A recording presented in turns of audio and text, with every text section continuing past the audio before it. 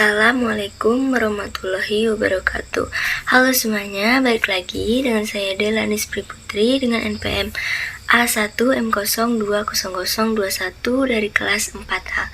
Di sini saya akan menjelaskan mengenai manajemen pendidikan, yaitu konsep manajemen pendidikan tingkat sekolah dasar dengan mata kuliah Pengelolaan Pendidikan dan dosen pengampu, yaitu Bapak Dr. Muhammad Kristiawan MPD.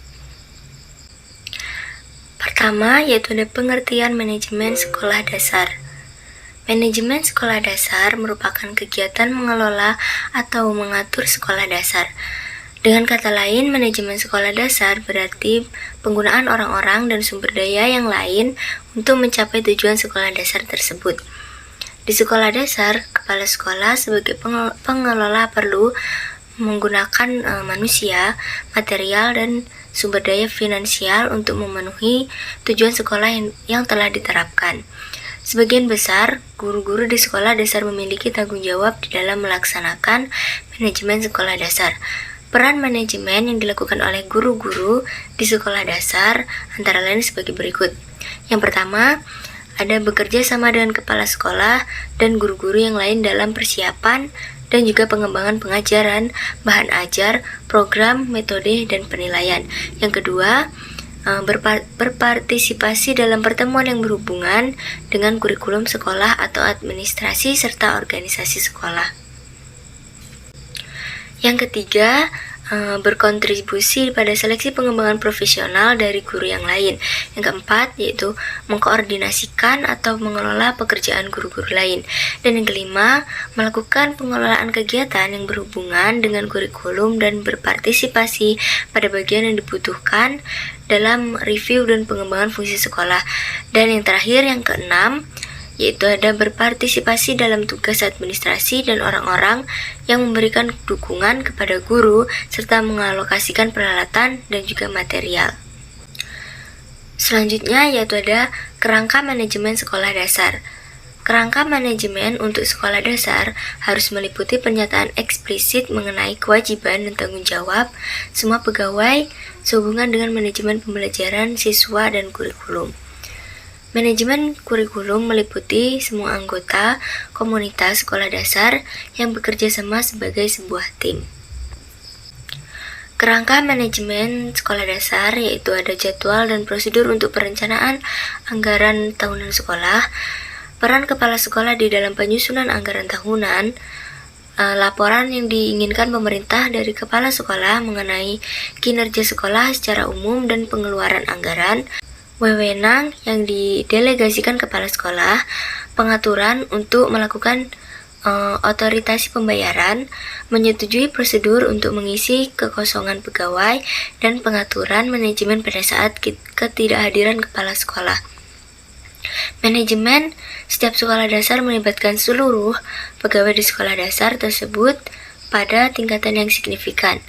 Tanggung jawab ini harus dilaksanakan di dalam kerangka yang diciptakan di dalam kurikulum, penilaian, dana manajemen sekolah, dan guru-guru di dalam sekolah-sekolah tersebut. Selanjutnya yaitu ada ruang lingkup manajemen sekolah dasar. Manajemen sekolah dasar meliputi kegiatan-kegiatan sebagai berikut. Yang pertama, perencanaan semua kegiatan dan program sekolah dasar pada awalnya yaitu pengakuan, pekerjaan akademik, kegiatan kurikuler, ujian, promosi siswa ke kelas yang lebih tinggi, pertemuan pegawai, asosiasi guru dan orang tua. Yang kedua, distribusi kegiatan akademik dan ko-kurikuler di antara anggota pegawai sesuai dengan minat, kemampuan, dan pengalaman. Yang ketiga, persiapan anggaran tahunan yang menunjukkan penerimaan dan juga pengeluaran. Yang keempat, persiapan jadwal kegiatan.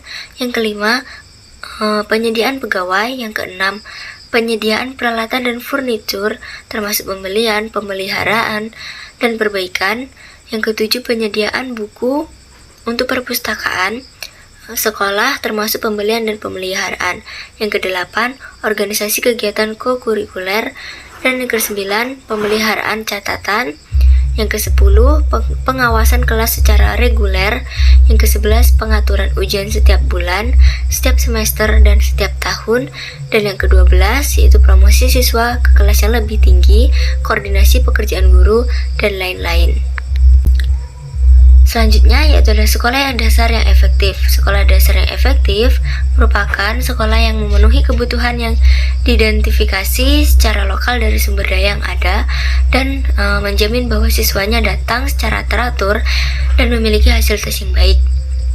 Menurut definisi ini, sekolah dasar yang efektif lebih memfokuskan pada kualitas hasil dari kualitas proses yang dilaksanakan. Karakteristik sekolah dasar yang baik adalah sebagai berikut. Yang pertama, kepemimpinan kepala sekolah yang memiliki tujuan.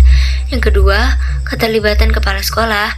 Yang ketiga, keterlibatan pegawai sekolah di dalam perencanaan. Yang keempat, konsistensi, keberlanjutan, dan kemajuan di dalam kegiatan pengajaran. Yang kelima, pendekatan pembelajaran yang terstruktur. Yang keenam, pengajaran yang menantang secara intelektual. Yang ketujuh, lingkungan yang berpusat pada pekerjaan dan iklim kerja yang positif. Yang kedelapan, tugas yang terdefinisi secara jelas. Yang kesembilan, komunikasi yang baik antara guru dan siswa. Yang kesepuluh, catatan tertulis. Yang ke-11, keterlibatan orang tua dan masyarakat. Dan yang ke-12, yaitu pekerjaan yang ditunjukkan dan bernilai. Keterlibatan orang tua di dalam pendidikan, yaitu yang pertama, mendiskusikan masalah pendidikan dengan anak-anak, lalu melakukan supervisi terhadap kemajuan anak-anaknya, lalu berkomunikasi dengan sekolah dasar, dan aktif berpartisipasi di dalam kegiatan sekolah dasar. Pendapat lain menyatakan bahwa sekolah yang dasar yang efektif harus dapat memberikan kegiatan belajar mengajar yang berkualitas tinggi. Hal ini dapat dicapai apabila guru-guru sekolah dasar tersebut melakukan hal-hal sebagai berikut. Yang pertama, menetapkan dan memelihara etos ruangan kelas yang baik sehingga siswa-siswanya termotivasi untuk belajar. Yang kedua, merencanakan, mempersiapkan, dan mengorganisasikan pelajaran dengan baik dan menjamin siswa-siswa memahami mengenai apa yang akan dipelajari. Yang ketiga, mengenal kebutuhan organisasi ruang kelas yang baik meliputi organisasi sumber daya. Yang keempat, membuat contoh dan hubungan yang baik dengan siswa-siswa. Yang kelima, memiliki pengharapan yang tinggi tetapi dapat dicapai dan siswa-siswa baik dari segi performa akademik maupun perilaku yang baik. Yang keenam, memberikan tugas yang sangat sesuai dengan kebutuhan, kemampuan, dan pengetahuan sebelumnya yang dimiliki. Yang ketujuh, memahami peran bahasa dalam pembelajaran. Yang kedelapan, menjamin bahwa siswa dalam memperoleh pengetahuan, pemahaman, dan keterampilan didorong menjadi independen dan bertanggung jawab serta dapat bekerja sesuai dengan tujuan yang akan dicapai. Yang kesembilan, memeriksa bahwa pembelajaran terjadi dengan menjamin penilaian merupakan bagian integral dari ruang kelas. Yang ke-10, bekerja untuk memberikan informasi diagnostik mengenai kemajuan siswa dan informasi yang dapat digunakan untuk mengevaluasi pengajarannya dan menginformasikannya kepada orang tua siswa. Dan yang ke-11, mendukung pembelajaran di ruang kelas dengan pekerjaan dikerjakan di rumah yang tepat dan sesuai dengan kebijakan sekolah dasar. Selanjutnya yaitu ada fokus manajemen sekolah dasar. Fokus manajemen sekolah dasar adalah memberikan bekal kemampuan dasar kepada siswa untuk mengembangkan kehidupannya sebagai pribadi, anggota masyarakat, warga negara, dan anggota umat manusia serta mempersiapkan siswa untuk mengikuti pendidikan menengah. Selanjutnya yaitu ada penerapan.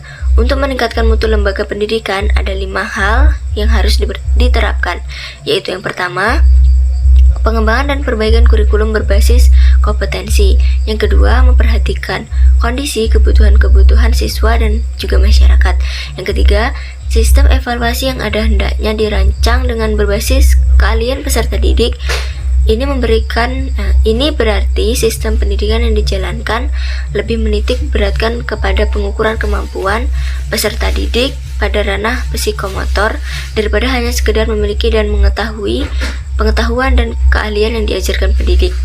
Yang keempat, perbaikan sarana dan prasarana pendidikan, pengembangan dan ketersediaan bahan ajar. Dan yang kelima, menambah intensitas pelaksanaan pelatihan atau training bagi pendidik dan tenaga kependidikan.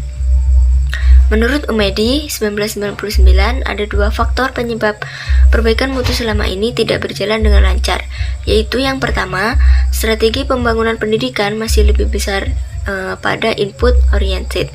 Yang kedua, pengelolaan pendidikan selama ini masih bersifat makro oriented yang diatur oleh jajaran birokrasi di tingkat pusat. Namun begitu, ada kekuatan atau upaya peningkatan mutu sekolah yang dapat dilakukan antara lain. Yang pertama, pembagian tugas yang efektif dan efisien. Yang kedua, pemanfaatan dana yang profesional. Yang ketiga, program peningkatan mutu sekolah. Yang keempat, pembentukan tim sukses peningkatan mutu sekolah. Yang kelima, desain standar yang tepat. Yang keenam, sistem organisasi yang efektif. Yang ketujuh, kepemimpinan yang efektif. Dan yang kedelapan, motivasi personal. Baiklah, terima kasih. Itu tadi mengenai penjelasan manajemen pendidikan, yaitu konsep manajemen pendidikan tingkat sekolah dasar. Apabila terdapat kesalahan kata, saya mohon maaf. Saya akhiri. Wassalamualaikum warahmatullahi wabarakatuh. Sampai jumpa. Dapat kembali di video berikutnya.